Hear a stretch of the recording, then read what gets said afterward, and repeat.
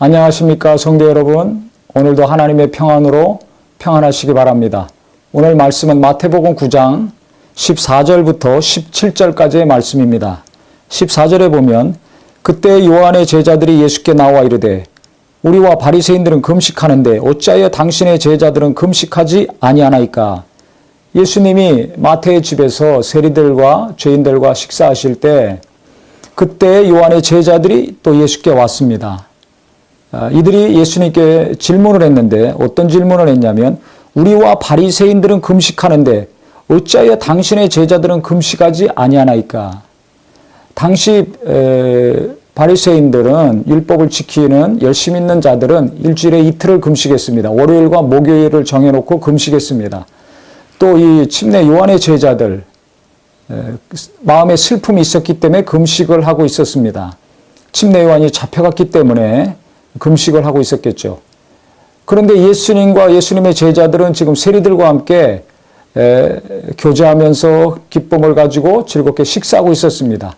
그래서 이 침례 요한의 제자들이 이상하게 생각했습니다.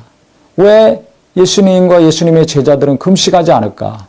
왜 죄인들과 함께 즐거워하고 먹고 계실까? 그 의문을 가지고 예수님께 왔습니다. 그때 예수님께서 뭐라고 말씀하셨냐면 예수님께서 그들에게 이르시되 혼인집 손님들이 신랑과 함께 있을 동안에 슬퍼할 수 있느냐? 그러나 신랑을 빼앗길 날이 이르리니 그때에는 금식할 것이니라. 즉 신랑은 예수님을 뜻하죠. 혼인집, 잔치집입니다. 신랑과 함께 혼인잔치할 때 누가 금식을 하느냐? 먹고 기뻐하고 같이 즐거워하지 않느냐? 한 것처럼 내 제자들은 내가 이 땅에 있는 동안에 기뻐하고 즐거워한다. 그렇기 때문에 금식할 필요가 없다. 그런데 금식할 때가 올 것이다. 신랑을 빼앗길 날이 이르리니 그때는 금식할 것이다. 결국 예수께서 해받으시고 부활하시고 승천하셨을 때 초대교회 성도들은 제자들과 함께 금식을 했습니다. 12사도 교훈집이라고 기원 후 AD 한 100년경에 기록된 그 책이 있는데 그 기록에 보면 예수님이 수요일날 배신당하시고 배반당하시고 그 다음에 금요일날 십자가에서 고난받으셨기 때문에 초대교회 성도들과 지도자들은 수요일과 금요일 정해놓고 금식을 했다고 합니다. 그러니까 이 말씀처럼 예수님이 제자들과 이 땅에 계실 때는 금식 안 했지만은 예수님이 떠나신 다음에는 정해놓고 금식 기도한 것을 알 수가 있습니다. 바로 그것을 말씀하신 겁니다. 그래서 서기관들과 바리새인들이 예수님을 비난하고 예수님을 못마땅히 여겨서 와서 계속 쫓아다니면서 이런저런 질문을 했고 이번에는 침례 요한의 제자들이 금식을 안 하고 세리들과 함께하는 것을 보면서 그들이 궁금하고 의아해서 예수님께 와서 금식에 대한 질문을 한 것입니다. 그러시면서 예수님이 끝난 것이 아니라 그 다음에 뭐라고 말씀하셨냐면 아주 중요한 말씀을 하셨습니다. 16절 17절에 보면 생배 조각을 낡은 옷에 붙이는 자가 없나니 이는 기운 것이 그 옷을 당기어 헤어짐이 더하게 되며 새 포도주를 낡은 가죽 부대에 넣지 아니하나니 그렇게 하면 부대가 터져 포도주도 쏟아지고 부대도 버리게 됨이라. 새 포도주는 새 부대에 넣어야 둘이 다 보존되느니라. 이 말씀을 하셨습니다. 아주 누구나 알아듣기 쉬운 비유를 통해서 아주 중요한 말씀을 하셨는데 생배 조각을 가지고 헌 옷을 낡은 옷을 기우지 않는다는 것입니다. 그러면 그 옷이 헤어진다는 거죠. 땡겨져 가지고 버리게 된다는 것입니다. 또 새 포도주를 헌 부대에 담지 않는다는 것입니다. 그럼 부대가 터져서 새 포도주도 쏟아지고 부대도 다 망가진다는 거죠. 이게 뭘 의미할까요? 예수님이 이 땅에 오셔서 우리의 죄를 담당하시고 부활하신 다음에는 성령을 보내주셨습니다. 예수님이 이 땅에 오심으로 하나님의 나라가 임했는데 이 하나님의 나라, 하나님이 원하시는 일들은 누구를 통해서 이루어지는가?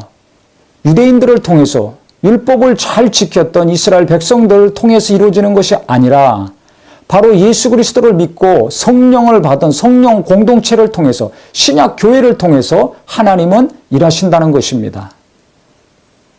메시아가 오셨습니다. 하나님의 아들이 오셨습니다. 그래서 예수를 따랐던 무리들도 지금까지 아브라함과 이삭과 야곱의 후손인 자기들이 이스라엘 백성들이 예수님의 역사를 계속 이루어갈 것으로 생각했습니다. 하나님의 역사가 자기들을 통해서 이루어질 줄 알았습니다. 그런데 예수님은 지금 엄청난 말씀을 하시는 겁니다. 지금까지 모세의 율법으로 훈련받은 이스라엘이 아니라 이스라엘 백성이든지 아브라함의 후손이든지 이방인이든지 관계없이 예수 그리스도를 믿고 성령으로 거듭난 자들을 통해서 앞으로 일하신다는 것입니다. 그래서 유대교회를 통해서 일하시지 않는다는 것입니다. 않겠다는 것입니다. 이건 충격적인 메시지입니다. 지금도 마찬가지입니다. 기독교 역사가 예수님이 부활 승천하신 이후에 2000년이 지났습니다. 하지만 계속해서 하나님의 새로운 역사는 새로운 교회를 통해서 새로운 사람들을 통해서 이루어져 왔습니다. 역사가 증명하는 사실 아닙니까? 개신교회가 왜 천주교에서 나왔습니까? 새 술은 새 부대에 담아야 되기 때문에 개혁을 하고 나온 것입니다. 최근에도 마찬가지입니다. 어느 나라든지 어느 시대든지 어떤 민족이든지 하나님은 새로운 사람을 통해서 새로운 무리들을 통해서 새로운 교회를 통해서 하나님은 자기 일을 계속해서 하셨습니다.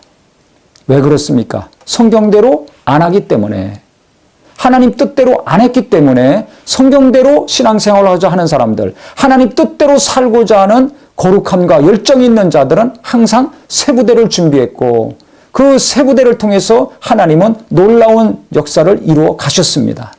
그래서 하나님이 새로운 일을 시작하실 때는 새 부대를 먼저 준비하십니다. 오늘 이 말씀을 통해서 우리 모두가 지금까지 어떻게 신앙생활을 해왔는지 자기 자신을 돌아보고 우리 스스로를 돌아보고 교회를 돌아보고 정말 성경으로 돌아가서 하나님이 원하시고 기뻐하시는 새 부대가 되기를 예수 이름으로 축원합니다. 그래야 하나님이 새로운 지혜를 주시고 새로운 능력도 주시고 새로운 영감도 주시고 새 힘을 주셔서 조금이라도 더 발전되고 하나님이 원하시고 기뻐하시는 세상을 닮아가는 교회요 성도가 아니라 세상을 변화시킬 수 있는 교회요 성도들이 될 수 있을 것입니다. 그래서 날마다 말씀을 듣고 기도하고 하나님을 진정 사랑하는 우리 성도님들이 정말 내가 새 부대가 돼야 되겠구나.